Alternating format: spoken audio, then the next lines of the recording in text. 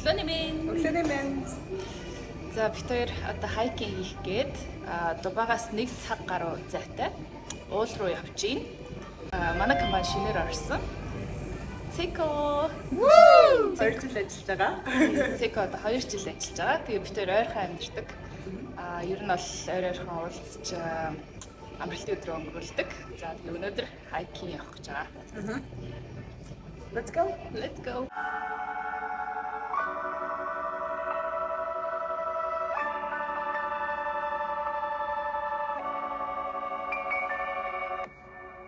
After тэгээд замдаа явж гин. Маргааш ямар нислэгтэй вэ? За би болохоор нислэг тодорхойгүй. Маргааш бол гэхдээ яг амархан бол тодорхой. 1 сарын дундаас эхлээд 2 сарын дунд хүртэл би жижигтэй байгаа. Аха, жижигэр гэдэг нь юу вэ? Нөгөө бид нар болохоор reserve гэж хэлдэг. Reserve month гэд. Хуваар тодорхойгүй. Тэгээ хизээ хуваар нь гарах вэ гэвэл өмнөх өдрийнх нь орой ч юм уу те 6-аас өмнө. За эсвэл заримдаа яг 1-2 хоногийн өмнө өнгөрчдөг те. Тэгээд одоогийн байдлаар би өчигдөр өглөө Парисаас ирсэн. За Парис хэрэгцсэн бэ? Парис 24 цаг болсон. Ер нь тэгэл нэг нислэгт гарахаараа 24 цаг болчихвол ирдэг. Аха. Layover дээр юу хийсэн бэ? Хэдэн цаг нисдэг лээ тийш ээ? Парис руу ч нисэхдээ 6 цаг гэхстэй. Буцаж ирэхдээ 6 цаг. Тэгээ очиод юу яасан? Жохон гадуур юу авси бол яг ойрхон барилдаг байхгүй. Тэгээд юу яасан? Хотын төв рүү орж кофе шопт суусан. Нөгөө Emily in Paris гэдэг кино. Аха. Netflix-ийн. Аха. Тэрний Emily-гийн нөгөө байн очдөг байсан кофе шоп ирсэн. Nice. Цеко болохоор одоо сая хаашаа явж ирсэн блэ? Сая би Болоны явж ирсэн. Болоны? Аха. Итали руу тий? Итали руу явж ирсэн. Тэгээд нөгөө spaghetti bolognese гэд байдаг штэ. Тэрийг нөгөө хийдэг яг нөгөө нэг үндсэн газар руу явж ирсэн. Аха. Бид нэр зарим үеүүдэд 48 цагийн layover-тай, заримдаа 24 цагийн layover-тай. Тэгээд би болохоор 24 цагийн layover-ыг хийж ирсэн байгаа. Тэгээд жоохон гадуур алхаж найзтайгаа одоо хамт ажилладаг хүмүүстэйгээ гадуур алхаж тэгээд юу хамт ажилладаг хүмүүс гэснээс нэг нислэгт гарахдаа ингээд ерөөсөө нөгөө нэг таньдаг хүмүүстэй баг нисдэггүй те. Нисдэггүй. Саяны нислэгч таньдаг хүн байсан уу? Болон нэг л охин байсан. Бид 2 жилийн өмнө илүү жил хагасын өмнө цуг нисэн нэг Бразил охинтой нисэн байгаа. Тэгээд ерөөхдөө бол Эмират маань 15,000 одоо нөгөө нэг crew болон 23 болсон. 23,000. Онгоцны өмчлөгчд гэж явагдах уу? Flight crew-тэйгээ цуг орох уу? Flight crew орохгүй. Орохгүйгээр 20,000 гэсэн юм тийм. Одоо ер нь одоо хүртэл recruitment хийгээл байгаа. Аха. Тэгээд дараа Цекогийн одоо нөгөө нэг ажилд орсон. Интервьюг сонсохыг хүсвэл коммент үлдээгээрэй. Амар сонирхолтой түүх байгаа. Тэгээд аль орноос яаж орсон тэр интервью процесс ярих болно. Тэгээд маргааш би болохоор Москва явна. Тэгээд Москва руу болохоор Дубайгаас нэг 5 цаг нисдэг.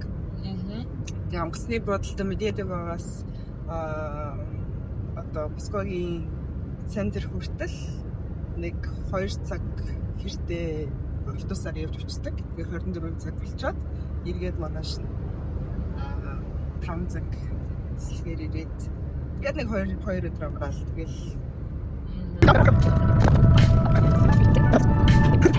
одоо түрүү 7 хоногт би болохоор өглөө шөнийн 1 цагт одоо босож одоо нислэгтээ явж ирсэн. Тэгээд тэр талаараа ярьсан чинь бас хэцүү ажилтаа тий.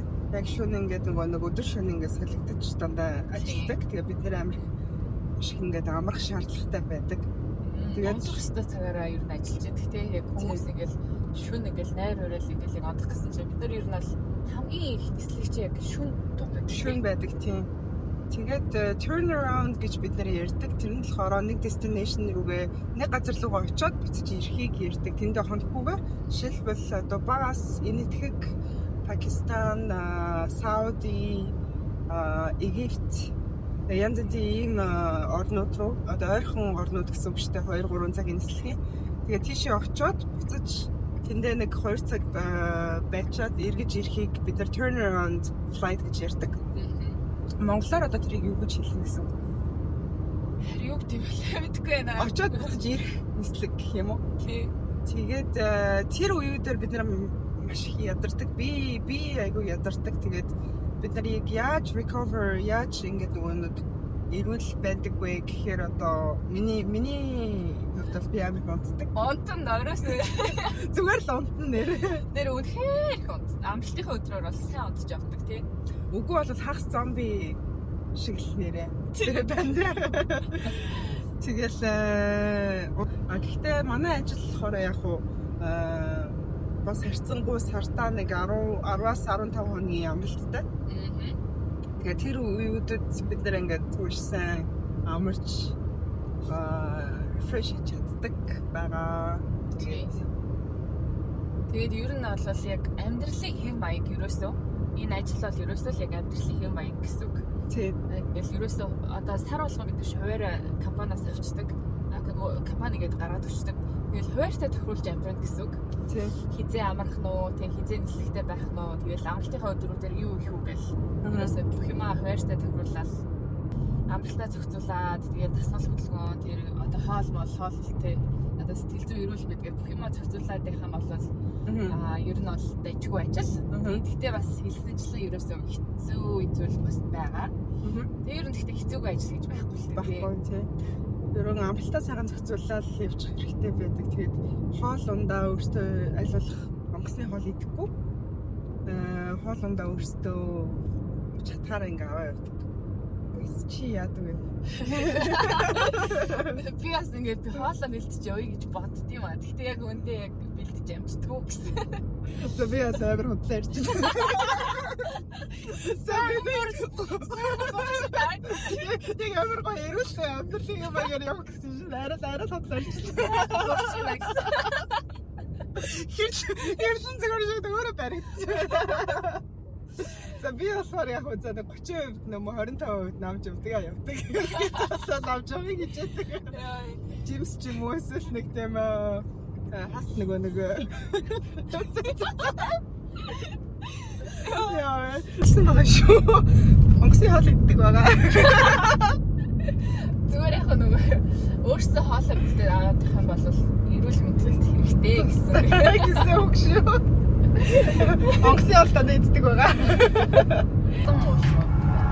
Аха. Монголд болохоор ч уулын алхах гэхээр даваа тий одтай зүйлтэй шүү дээ. Энэ бол яг хатан уулаа. Аха. Тэгээд тэгсэн ч гэсэн мэдээж байгаль юм чи гоё тий. Гоё. Ер нь бол байгальд гарах гоё. Бүхэгийн ажилтан гэдэг бол нөгөө дандаа бүхэг дотор байдаг. Тэгээ нар салхи үсэх нь ерөн ховртой хойлонд ч тэгээд иймэрхүү хайкинг уулан даврах гадаа далаа очих далаа дээр очих энэ төр маш их чухал Д витамин бид нар авах хэрэгтэй. Гоё наа салхи гоё юм. Амар гоё. Яг ингэ шууд энергийн төвшөнд шууд дээшилж байна. За түрүү амралтын цэг дээр ирсэн байна. Одоо ингээд тэр хамгийн дуртай нислэгүүдийн талаар ярих гэж бодлоо.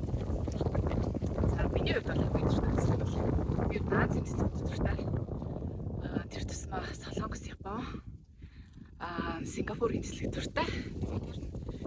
Яг нэг Аз тий урд нь бас Японд амьдарчсан. Тэр бол дандаа Азад амьдарчсан болохоор Аз руу л явах байдаг. Миний дуртай нислэг ерөөхдөө бол улаас их шалтгаалдаг. Тэгээд ерөн зуны үйлдэлтүүдэд би Европын нислэгүүд их дуртай. Европын нислэгүүдээс Швейцар, Норвег, Денмарк нислэгүүд их дуртай байдаг. Тэгээд өвлийн нислэгүүдээр болохоор ерөөхдөө бол өмнөд Азийн нислэгүүд гоё байдаг. Яг ингээд наран шаардлага хэрэгтэй, наран Resort-ууд тий. Resort-уудтай. Тэгээд ерөөхдөө бол яг энэ тэндээс шалтгаална. Азийн нислэгүүдээс бол Солонгос надад маш их таалагддаг. Токио гэсэн. Ер нь Солонгос нэг дуртай тий. Солонгос. Нөгөө Солонгос хоол идэх санагддаг. Ерөөсөө хизээч хамаагүй. Тэгээ Монголтай байгаа юм шиг мэдрэмжтэй тий.